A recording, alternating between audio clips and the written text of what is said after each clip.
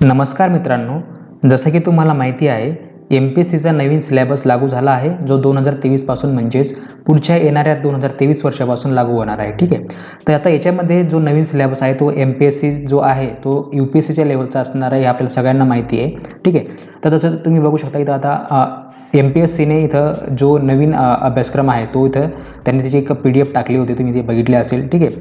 तर त्याच्यामध्ये नेमकं त्याच्यामध्ये काय दिलेलं आहे ते आपण बघणार आहोत. ठीक आहे. तर जाणून घेऊया आपण ते प्रिलिमिनरी आणि जी दुसरी काय ती मेन्स. ठीक आहे. तर याच्यामध्ये कुठला बदल आहे. ठीक आहे. जो बदल झाला आहे तो आपण याच्यामध्ये बघणार आहे. ठीक आहे. त्याचा आपण संक्षिप्त स्वरूप आपण याच्यामध्ये बघणार आहे. ठीक आहे. कशाप्रकारे म्हणजे याच्यामध्ये कुठला अभ्यास करायचा वगैरे, किती पेपर आहेत, त्याचं आपण थोडक्यात स्वरूप इथं बघणार आहे आपण. ठीक आहे. की कशाप्रकारे एक्झाम होणार आहे. फक्त UPSCची लेवलची आहे किंवा UPSCची बरोबरीची आहे, पण ती कशा प्रकारची आहे ते आपण याच्यामध्ये बघणार आहे. ठीक आहे.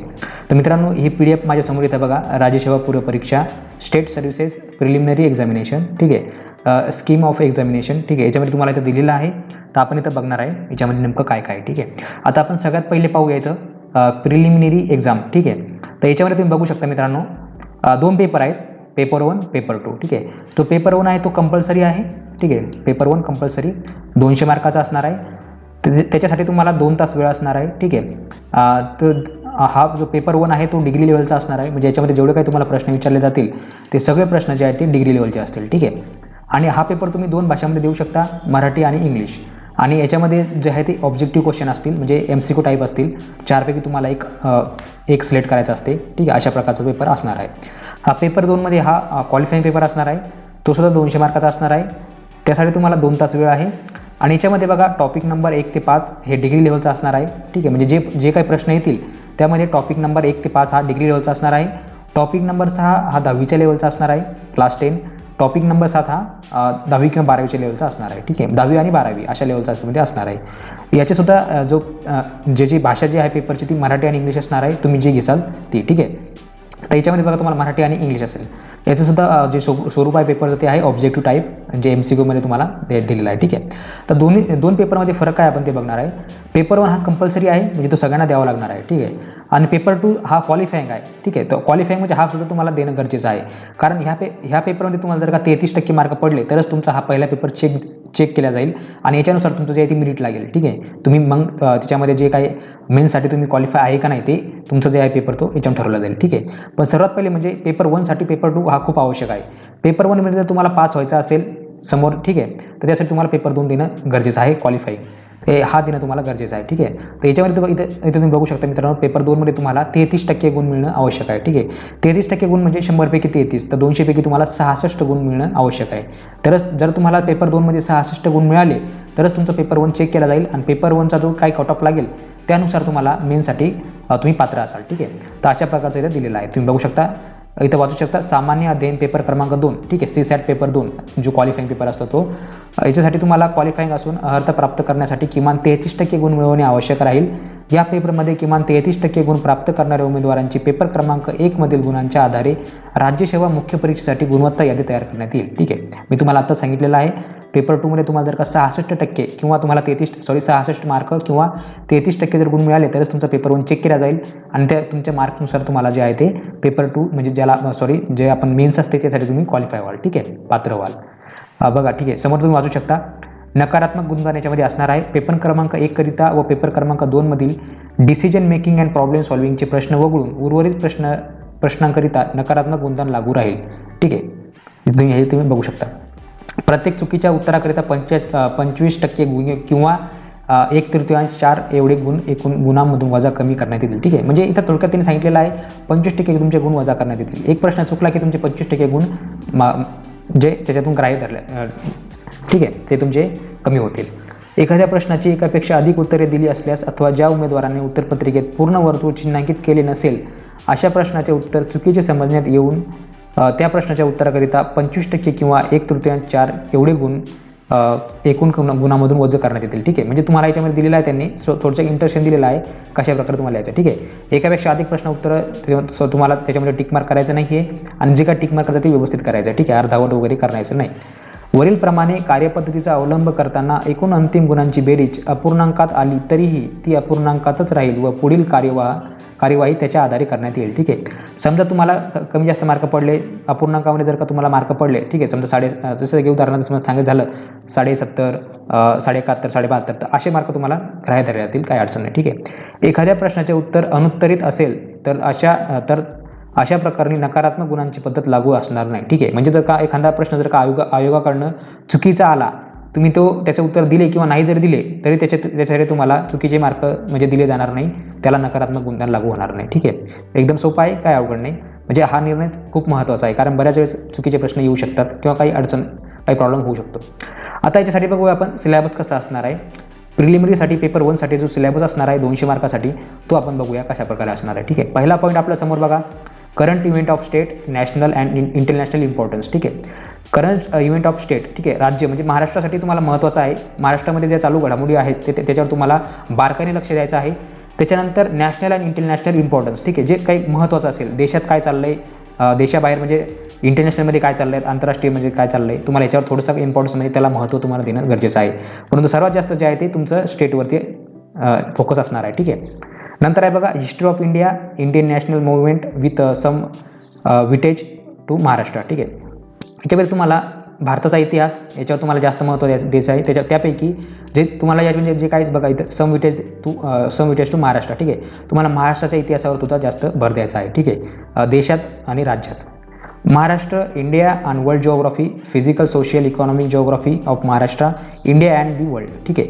तुम्हाला याच्यामध्ये महाराष्ट्रामध्ये बघा सगळ्यात पहिलं म्हणजे ते इंडिया अँड वर्ल्ड जिओग्राफी. ठीक आहे. महाराष्ट्राची जिओग्राफी तुम्हाला येणारच आहे, इंडियाची आणि वर्ल्डची जिओग्राफी तुम्हाला याच्यावर सुद्धा तुम्हाला फोकस द्यायचा आहे. त्यामध्ये तुम्हाला physical geography, social geography, economic geography of Maharashtra, ठीक आहे, इंडिया अँड वर्ल्ड जिओग्राफी याच्यावर तुम्हाला भर द्यायचा आहे.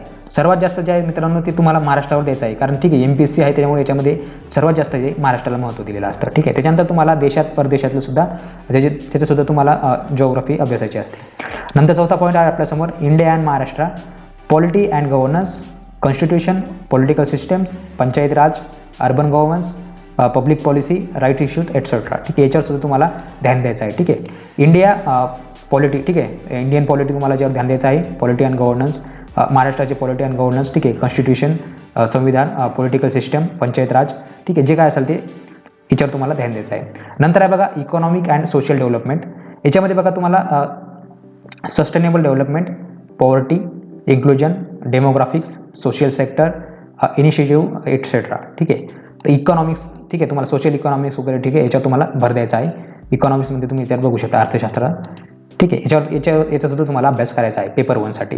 नंतर 6वा पॉईंट आपला, general issues on environmental ecology, biodiversity and climate change that do not required subject specialization. ठीक आहे. तर याच्यामध्ये तुम्हाला जनरल दिलेलं तुम्हाला सामान्य. ठीक आहे. याच्यावर तुम्हाला थोडा अभ्यास करायचा आहे. जनरल म्हणजे सामान्य. याच्यासाठी तुम्हाला काय असं काय प्रत्येक विषयामध्ये काय तुम्हाला डीपमध्ये अभ्यास करायची आवश्यकता नाही, फक्त जनरल नॉलेज म्हणून. ठीक आहे. आपण त्याला GKN म्हणतो. जनरल नॉलेज म्हणून तुम्हाला याची थोडीशी माहिती असायला पाहिजे. General issues on environmental ecology, biodiversity, climate. ठीक आहे. याच्यावर तुम्हाला थोडक्यात माहिती पाहिजे जनरल नॉलेज म्हणून. नंतर आहे बघा समोर आहे जनरल सायन्स. ठीक आहे. सामान्य ज्ञान, याची सुद्धा तुम्हाला माहिती असणं आवश्यक आहे. हे दोन्ही पॉईंट एकामध्ये येतात. ठीक आहे. तुम्हाला याच्यासाठी अभ्यास करणं गरजेचं आहे. तर मित्रांनो हे 7 पॉईंट जे आहेत हे तुम्हाला पेपर 1मध्ये अभ्यासने आवश्यक आहे, तरच तुम्ही पेपर 1 हा पास होऊ शकता. नंतर मित्रांनो आता पेपर 2साठी कुठला सिलेबस आहे आपण बघू शकतो. ठीक आहे. पेपर 2मध्ये सुद्धा मित्रांनो 7 पॉईंट आहेत. त्यापैकी पहिला पॉईंट बघा, comprehension, interpersonal skills including communication skills, logical reasoning and analytical ability, decision making and problem solving, general mental ability. ठीक आहे. तर मित्रांनो एक कॉम्प्रेन्शन, ठीक आहे, तुम्हाला माहिती असेल, interpersonal skill including communication skill. ठीक आहे. याच्यावर तुम्हाला महत्त्वाचं आहे, हे सुद्धा तुम्हाला देणं आवश्यक आहे. Interpersonal skills including communication skill, ठीक आहे, भाषा कौशल्य, याचा अभ्यास तुम्हाला असणं गरजेचं आहे. ठीक आहे. नंतर आहे बघा logical reasoning and analytical ability. ठीक आहे. रिझनिंग हे खूप महत्त्वाचं आहे, हे खूप डोकं खाते. ठीक आहे. त्याच्यामुळे याच्यामध्ये सुद्धा तुम्हाला याचा अभ्यास करणं गरजेचं आहे. ठीक आहे. मेंटल ॲबिलिटी, ठीक आहे, त्याला आपण अनालिटिकल ॲबिलिटी म्हणतो, लॉजिकल रिझनिंग म्हणतो. ठीक आहे. त्याला आपण वेन आकृतीद्वारे जे आपण प्रॉब्लेम वगैरे सॉल्व्ह करत असतो, हे सुद्धा खूप महत्त्वाचं आहे. नंतर आहे बघा चौथा point, decision making and problem solving. ठीक आहे. तुम्हाला याच्यावर सुद्धा तुम्हाला भर देणं आवश्यक आहे. नंतर आहे बघा जनरल मेंटल ॲबिलिटी. ठीक आहे. हे खूप लोकांना जमत नाही, याच्यावर तुम्हाला भर देणं आवश्यक आहे. जनरल मेंटल ॲबिलिटी, ठीक आहे, ज्याला आपण म्हणतो बुद्धिमत्ता चाचणी वगैरे, ठीक आहे, ते असते. याच्यावर तुम्हाला भर देणं आवश्यक आहे. नंतर आहे बघा 6वा आणि 7वा पॉईंट, हा थोडा वेगळा आहे. Basic numeracy number and their relations order of magnitude etcetera, जे तुम्हाला 10वीच्या लेवलचं असेल. ठीक आहे. Number and their relations. ठीक आहे. नंबरिंग वगैरे तुम्हाला माहिती असेल. ठीक आहे. हा एक जनरल मेंटल ॲबिलिटीचा एक भाग आहे, बेसिक न्यूमेरसी वगैरे. ठीक आहे. हे तुम्हाला 10वीच्या लेवलचं असेल. एकदम सोपं असतं, काय अवघड नाही. नंतर आहे data impression, charts, graphs, table, data sufficiency etcetera. हे सुद्धा तुम्हाला 10वीच्या लेवलचं असेल. एकदम सोपं आहे, काय अडचण नाही. नंतर आहे बघा मराठी आणि इंग्लिश लँग्वेज कम्प्रेन्शन स्किल. ठीक आहे. आता याच्यामध्ये तुम्हाला मराठी आणि इंग्लिश असणार आहे. ठीक आहे. तर याच्यामध्ये तुम्हाला पॅराग्राफ वगैरे असणार आहे. ठीक आहे. त्याच्यामध्ये तुम्हाला मराठीचा पॅराग्राफ मराठीमध्ये असेल, इंग्लिशचा इंग्लिशमध्ये असेल. ठीक आहे. याच्यामध्ये काही कुठलाही चेंज होणार नाही. हे तुमचं जे आहे ते 10वीच्या आणि 12वीच्या लेवलचं असेल. एकदम सोपं आहे, काय अवघड नाही. केलं तर सोपंच आहे. आता तुम्हाला बघा थोडंसं नोट दिले आहेत खाली, ते तुम्ही वाचू शकता. Question relating to Marathi and English language comprehension skill of class 10 and 11-12, class 10 or 12. ठीक आहे. Last item in syllabus of paper 2 will be tested through passage from Marathi and English language without providing cross translation there in the question paper. ठीक आहे. मी तुम्हाला अगोदर सांगितलं आहे मराठी आणि English कॉम्प्रेशनमध्ये तुम्हाला पॅराग्राफ वगैरे दिले जातील. ठीक आहे. नंतर बघा याच्यामध्ये दिलेलं तुम्हाला the questions will be of multiple choice objective type. ठीक आहे. तुम्हाला मी अगोदर सांगितलेलं आहे याचा जो पेपर होणार आहे तो MCQ टाईपचा असणार आहे. ठीक आहे. हे दोन सोडून. ठीक आहे. हे दोन सोडून तुमचं जे आहे ते हे कॉम्प्रेशन टाईपचे असणार आहेत. याच्यामध्ये तुम्हाला बाकीचे जे आहेत ते ऑब्जेक्टिव्ह असणार आहेत. ठीक आहे. 4पैकी तुम्हाला एकावर टिक मार्क करायचे. नंतर इथं बघा खाली दिलेलं आहे it is mandatory for candidate to appear in both the papers of state services prelim examination for the purpose of evaluation. Therefore a candidate will not be considered for evaluation in case he or she does not appear in both papers of state services preliminary examination. ठीक आहे. म्हणजे तुम्हाला थोडक्यात त्यांनी सांगितलेलं असं आहे की तुम्हाला दोन्ही पेपर देणं आवश्यक आहे. ठीक आहे. तुम्ही एक जरी पेपर मिस केला तर तुमचा रिझल्ट लागणार नाही. ठीक आहे. तुम्ही त्यासाठी ग्राह्य धरले जाणार नाही. ठीक आहे.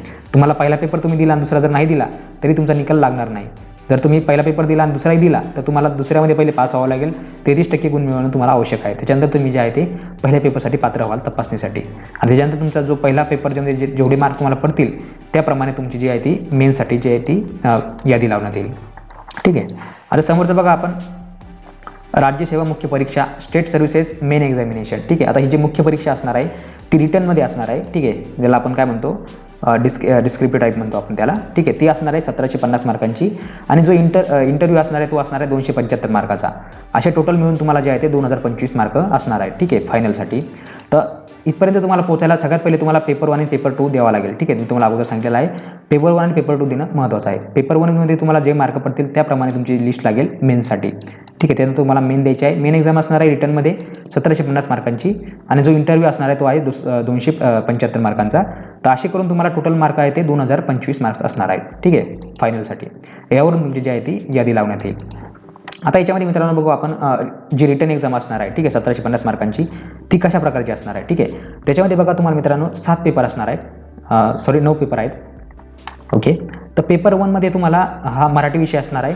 300 मार्क असणार त्यासाठी आणि याची जी लेवल आहे ती 10वीपर्यंतची असणार आहे. मीडियम त्याचं मराठी असणार आहे कारण मराठी विषय आहे म्हटल्यावर मराठी असणार आहे. ठीक आहे. याच्यासाठी तुम्हाला जो 3 तासाचा वेळ आहे पेपरसाठी आणि याच्यामध्ये तुम्हाला 25% मार्क मिळवणं आवश्यक आहे. ठीक आहे. 300पैकी तुम्हाला याच्यामध्ये जवळपास 75 मार्क मिळवणं आवश्यक आहे. ठीक आहे. 100पैकी 25 म्हणजे 300पैकी 75, 25-75. ठीक आहे. आणि इंग्लिशचं सुद्धा सेम तसंच आहे. इंग्लिशचा पेपर तुमचा 10वीच्याच लेवलचा असणार आहे. मीडियम तसं इंग्लिश असणार आहे कारण इंग्लिश पेपर इंग्लिशमध्ये असणार, मराठीमध्ये असणार. याला सुद्धा तुम्हाला 3 तास वेळ दिला जाणार आहे. ठीक आहे. आणि याचा सुद्धा तुम्हाला 25% गुण मिळवणं आवश्यक आहे. 300पैकी 75. ठीक आहे. नंतर बघा तुम्हाला paper to be counted for merit. ठीक आहे. आता हे तुम्हाला 2 पेपर देणं आवश्यक आहे. ठीक आहे. दोन्ही तुम्हाला द्यावं लागणार आहे. परंतु हे जे 2 पेपर आहेत मित्रांनो हे जे आहे तुमचे फायनलमध्ये पकडले जाणार नाही. ठीक आहे. इथं बघा त्यांनी काय दिलेलं आहे paper to be counted for merit. ठीक आहे. मेरिटसाठी हे तुमचे दोन विषय पकडले जाणार नाही. ठीक आहे. मराठी आणि इंग्लिश भाषा असल्यामुळे. ठीक आहे. हे तुम्हाला फक्त द्यायचे आहेत आणि याच्यामध्ये तुम्हाला 25% गुण मिळवणं आवश्यक आहेत. परंतु हे मेरिटमध्ये पकडले जाणार नाही. आता मेरिटमध्ये बघा कुठले पेपर असणार 7 पेपर असणार मेरिटमध्ये. Paper 3, paper 4, paper 5, paper 6, paper 7, paper 8, paper 9. ठीक आहे. 9पैकी हे 2 गेले 7 पेपर.